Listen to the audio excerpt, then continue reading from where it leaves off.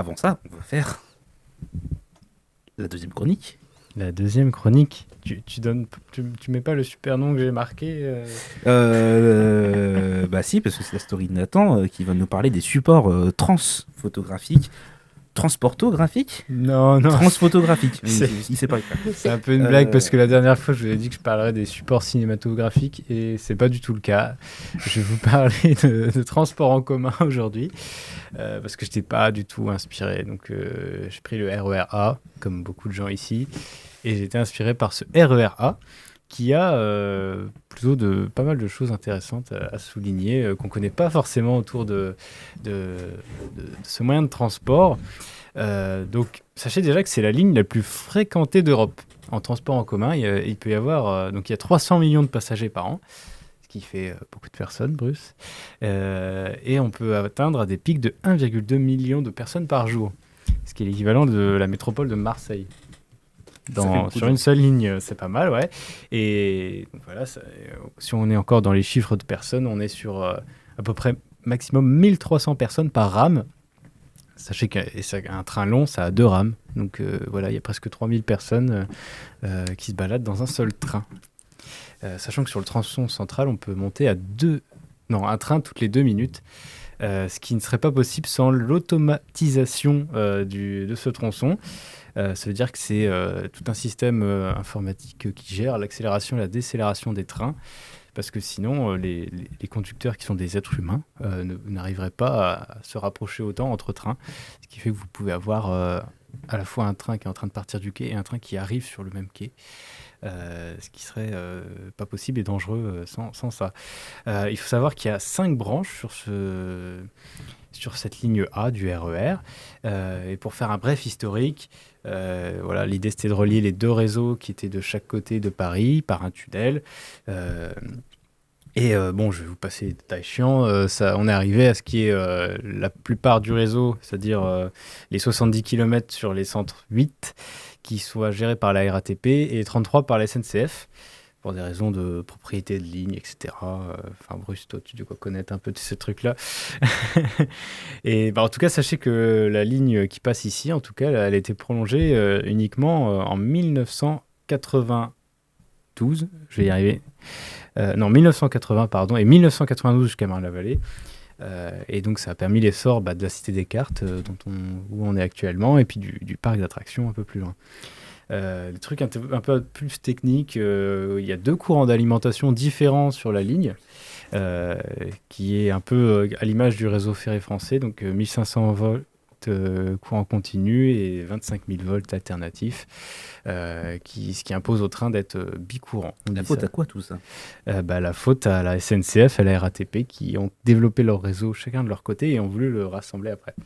Enfin, on leur a contraint à faire ça plutôt.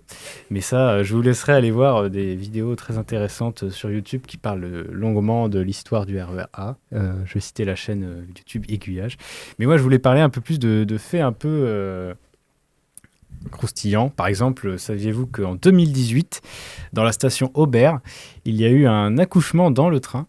Voilà, il y a un enfant qui est né à la station Aubert et la RATP a offert à cet enfant un pass Navigo gratuit jusqu'à ses 25 ans. Il peut prendre le transport en commun gratuitement parce qu'il est né dans le RER. Alors assez comique comme situation, mais il s'en sort avec un pass Navigo gratuit quand même. Vous pouvez calculer combien ça fait? Je sais pas. Je vais calculer. Imaginaire, c'est je sais plus combien par an. Bon, voilà. Signe du destin, en tout cas, que j'ai bien fait de faire ces chroniques. Sachez qu'il y a 2 types de matériel roulant, donc, 2 types de trains, en fait, de rames sur le réseau actuellement. Il y a les vieux qui s'appellent les MI2N, il y en a 43, et les MI09 qui sont un peu plus récents avec marqué STIF sur le côté. Ou qui ont été rénovés. Et voilà, qui ont été rénovés, ou plutôt en train. En fait, les MI2N, donc les plus anciens, qui datent du début des années 90, sont censés être rénovés depuis 2019. Mais depuis 2019, il n'y a eu que, alors selon les sources, je ne sais pas, une ou deux rames qui ont été rénovées, ce qui fait qu'elles sont extrêmement rares. Et donc, elles ont eu déjà 5 ans de retard sur leur livraison et elles auraient dû être livrées normalement 2 par mois. Et sur 5 ans, 2 par 5 ans, on n'est pas prêt de les avoir tous rénovés. En tout cas, les anciens, vous voyez, c'est ceux avec l'intérieur saumon et les sièges un peu gris défoncés, là. Voilà, donc si vous les avez encore, je sais pas, c'est de la faute à ceux qui gèrent ça. Apparemment, ça a l'air très compliqué d'un point de vue technique. Et sachez qu'ils sont rénovés à Bagnères de Bigorre, près de Toulouse. Donc si jamais vous êtes en vacances dans le centre de la France et que vous voyez un RER passer, et bah... C'est peut-être aussi pour ça qu'ils sont pas rénovés. C'est ouais. À Toulouse. Ouais, bon voilà, vous êtes pas fous en tout cas si vous voyez des RER se balader dans le centre de la France et ensuite dans le sud.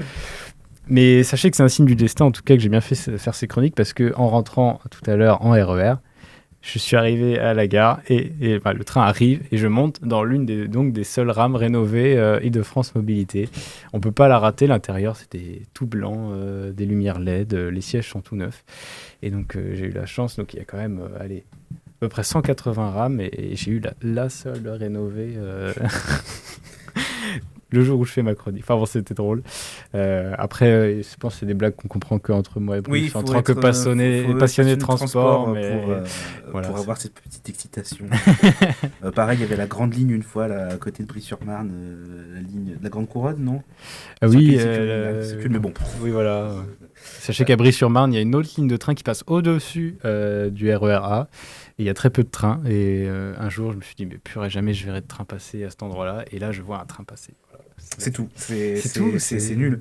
Mais, c'est 6300 € si vous voulez savoir un pass Navigo jusqu'à vos 25 ans. Enfin, a priori, c'est 6300 €. Ok, donc, c'est pas trop mal. Hein, ouais, il faudra pas trop, normalement.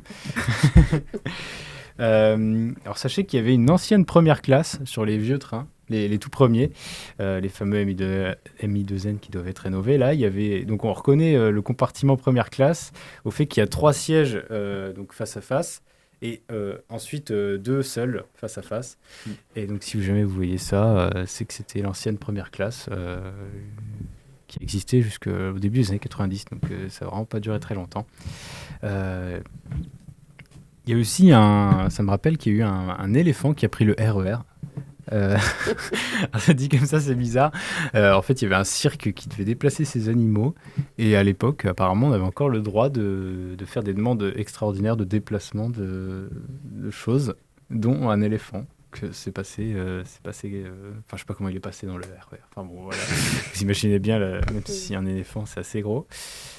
Et pour terminer, je voulais vous parler des codes missions.